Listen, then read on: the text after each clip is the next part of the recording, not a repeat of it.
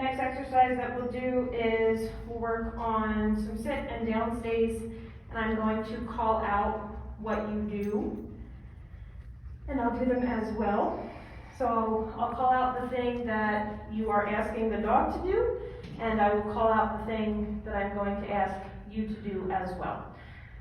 So you can start out standing. Stick near a chair because we will use them at some point. So to start, put your dog in a sit, and we want them to maintain that sit. So if they slide down, sometimes doing the treat over the head to help them pop back into position is helpful. If they are sliding, sometimes moving into their space helps them pull themselves back up. When we are working on a sit duration, I think of myself as a Pez dispenser, where I'm giving my dog treats pretty rapidly. I'm just popping them out of my hand or out of my treat pouch. As my dog gets better at doing a sit duration, I can space out how frequently I am giving them treats. But if sit duration or down duration is something my dog struggles with, then I want to reward them frequently so that they get the picture. The longer you sit here, the more treats you're going to get. I will keep rewarding you if you continue to stay in this position. Ask your dog to down.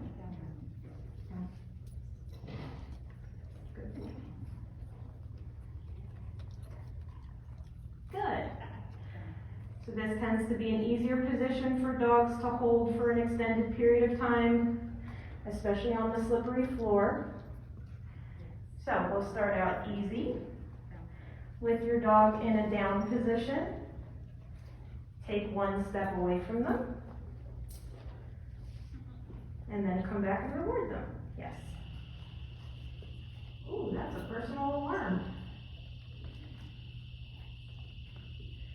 Yes. Take 2 steps away from your dog, and then come back and reward them. You can use wait or stay or no cue at all. Whatever, ooh, there goes my leg pep.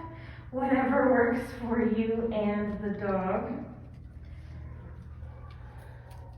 Tell your dog free. Give them a chance to be a dog for a second while I adjust myself. Free.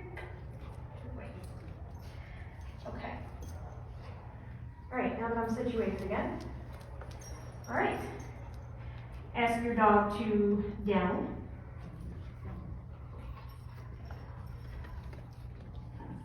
And then going around them in a circle to the right, move a quarter of the way around them. Yes. When you get to that position, say yes, and then reward your dog.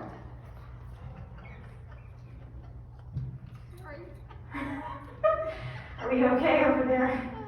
He's trying to stay on the bed, but it's moving. Oh no. So move around your dog to the right again in a circle. Go a little bit past a quarter of the way. Yes, good dog. When I call out these instructions, if I call out an instruction and in your head you think that is not going to happen, you can do less than what I say. Or if I call out the instruction, you try it and the dog doesn't do it because it's harder than what they are ready for today, you can do less. So now let's go, come back to the center right in front of your dog. Reward them for being good and staying still. Now we'll go a quarter of the way around them to the left. When you get there, say yes and reward them. Good dog.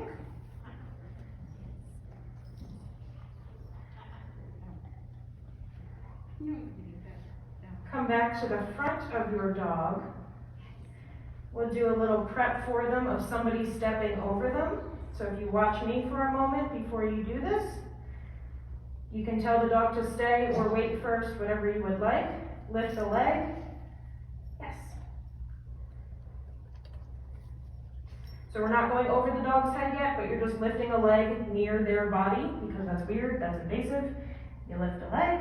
Yes, what a good dog, you stayed still. If I try that movement and it's too much, then I would just lift my leg a little bit less.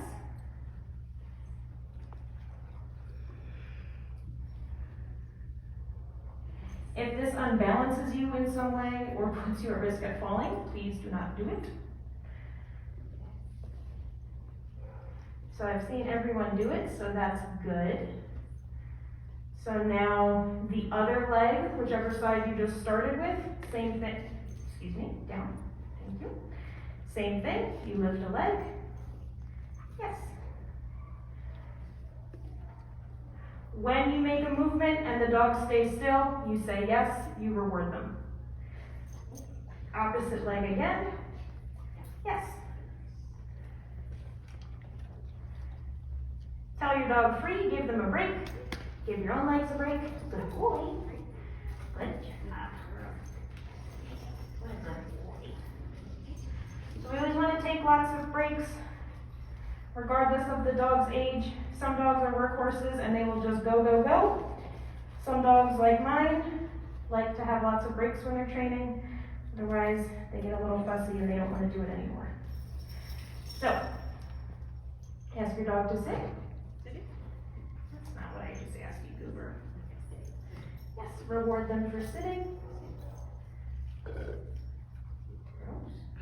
Ask them to down.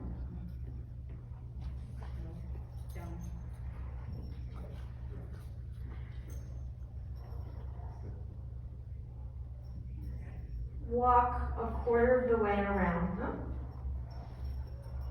And then stay there yourself. Yes, what a good dog.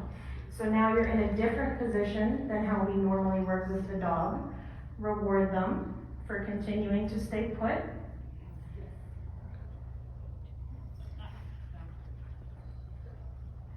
So we're working our way up to stepping over the dog.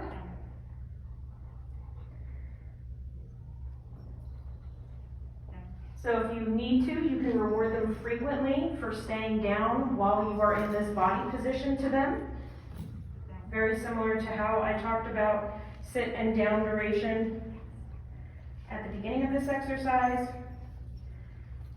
So you can either continue to reward the dog for staying put as you are in this position next to them, or if you would like, step over them. As you step over them, say yes, and be rewarding as you are stepping over them.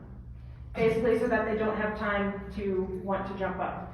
So I step and say yes, and I reward my dog as I go. If that's going to unbalance you or make you fall, because that's kind of a lot of movement in one time, please do not do that. Down.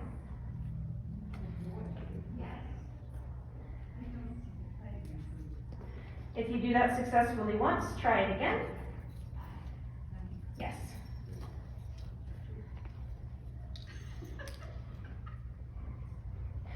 You can tell your dog free and give them a break.